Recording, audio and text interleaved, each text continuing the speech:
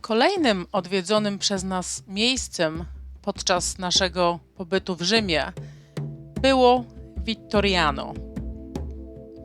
W 1878 roku, wkrótce po zjednoczeniu Włoch, włoski parlament postanowił stworzyć pomnik ku czci niedawno zmarłego króla Wiktora Emanuela II, a także całej ery Risorgimento. Po 2 międzynarodowych konkursach projektowych, które odbyły się w 1880 i 1882 roku, wybrano projekt Giuseppe Sacconiego. Jego projekt czerpał inspirację z wielkich sanktuariów starożytności, z monumentalnymi schodami prowadzącymi do Altare della Patria, a także propylejami i imponującą kolumnadą zwieńczoną brązowymi kwadrygami symbolizującymi jedność i wolność narodową. Budowa rozpoczęła się w 1885 roku, ale postępowała powoli. Pierwotne plany przeszły kilka zmian, w tym zmiany materiałów. Trawertyn ostatecznie zastąpiono marmurem Botticino z Bresci, który uznano za zbyt jasny, aby dobrze komponował się z cieplejszymi tonami pobliskich budowli. Ta cecha, wraz z jej ogromną skałą, sprawiła, że pomnik został czule nazwany maszyną do pisania i tortem weselnym, pomimo początkowych negatywnych konotacji. Aby pomieścić pomnik, przeprowadzono rozległe rozbiórki na Kapitolu, usuwając średniowieczne i renesansowe dzielnice, w tym wieżę Pawła IV i krużganek Ara Coeli. Palazzetto Wenecja i kościół Santa Rita zostały przeniesione i zrekonstruowane. Dziś niewielki ślad starożytnej architektury średniowiecznej można znaleźć po prawej stronie Vittoriano, u podstawy schodów Kapitolu. Centralny temat jest ujęty w 2 inskrypcjach na propylejach nad kwadrygami. Patriae Unitati, co znaczy za jedność ojczyzny, i Civium Libertati, co oznacza za wolność obywateli. Po bokach pomnika znajdują się 2 fontanny przedstawiające Morze Adriatyckie i Morze Tyreńskie, które wyznaczają granice zarówno pomnika, jak i samego Półwyspu Apenińskiego.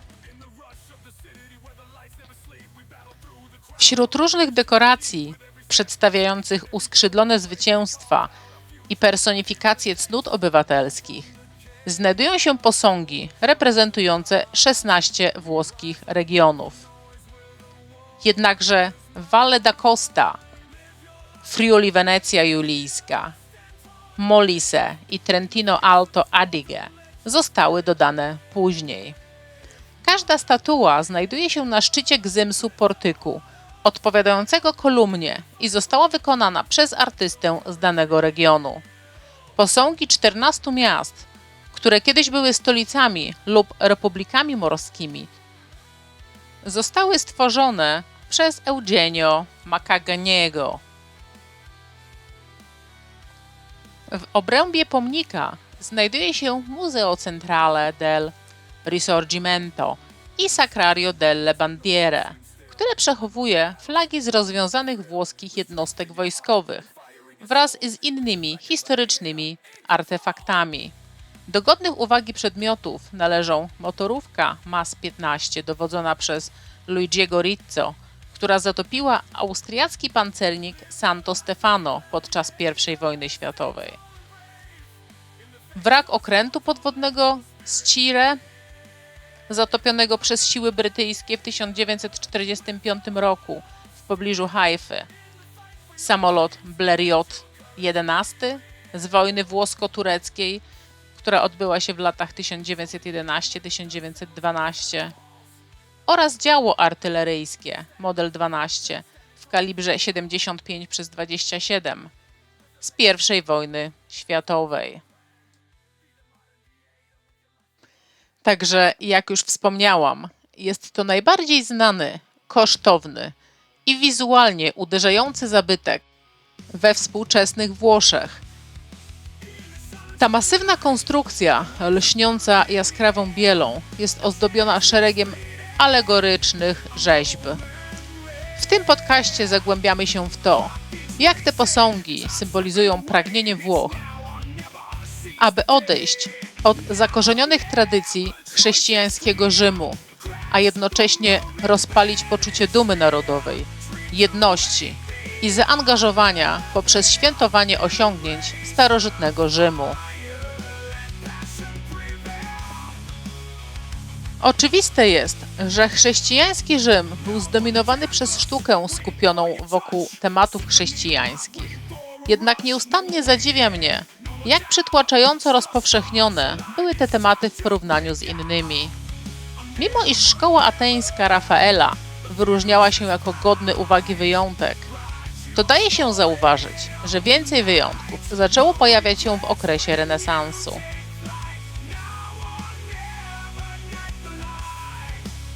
Jednak w zestawieniu z różnorodną tematyką sztuki starożytnej i pozornie nieograniczonymi tematami sztuki nowoczesnej, chrześcijański Rzym trzymał się ograniczonego wyboru bohaterów i cnót,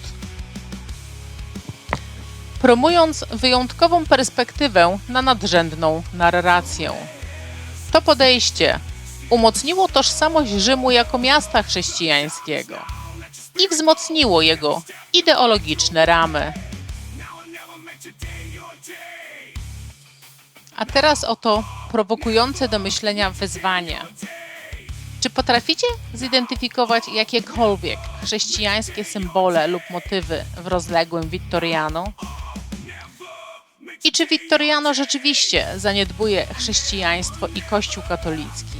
A jeśli tak, to jakie mogą być tego powody? Aby móc na to odpowiedzieć, musimy przyjrzeć się temu pomnikowi bardziej wnikliwie. Vittoriano oddaje hołd Wiktorowi Emanuelowi II, inauguracyjnemu królowi Zjednoczonych Włoch. Rolę, jaką odgrywał od ich ustanowienia w 1861 roku, aż do śmierci w 1878.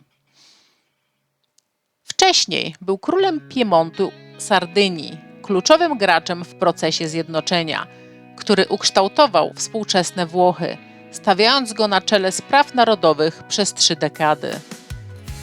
Podczas gdy często uważał swoich współczesnych za nieokrzesanych, pozbawionych inteligencji i nadmiernie impulsywnych w swoich decyzjach, udało mu się zaskarbić sympatię ludu i stał się symbolem spójności narodowej.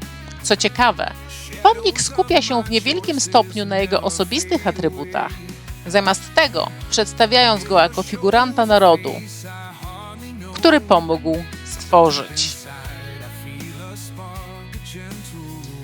Oto krótki przegląd pomnika. W jego sercu stoi posąg pierwszego króla Włoch, przedstawiony w stroju wojskowym i siedzący na koniu. Podczas gdy sam posąg jest dość duży, ogólna struktura sprawia, że wydaje się mniejszy. Szczególnie ze względu na rozległą, wklęsłą kolumnadę, która wznosi się za nim i nad nim. Ponadto istnieją 2 widoczne tarasy połączone schodami prowadzącymi z poziomu ulicy. I zarówno tarasy, jak i portyk są ozdobione licznymi posągami i rzeźbami.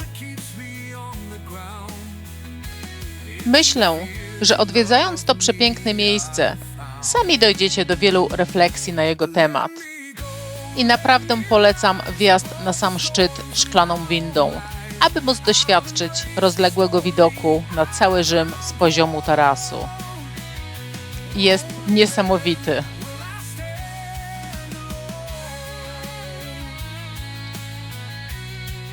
To tyle na dzisiaj o tym majestatycznym pomniku. Ja się z Wami już pożegnam i zapraszam do kolejnych odcinków na temat samego Rzymu i nie tylko. Trzymajcie się!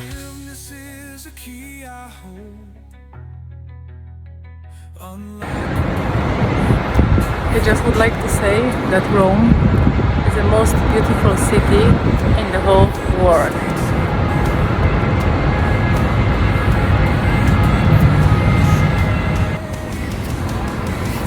It is a panoramic view of Rome.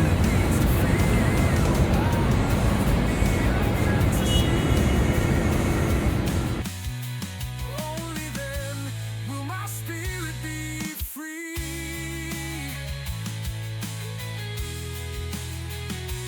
Let me go, let me fly, touch the dreams waiting in the sky.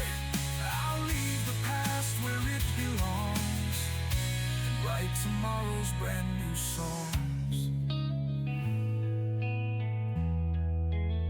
So here I stand with an open heart. Letting go is the hardest part, but step by step I'll learn to show the love I need to let me go.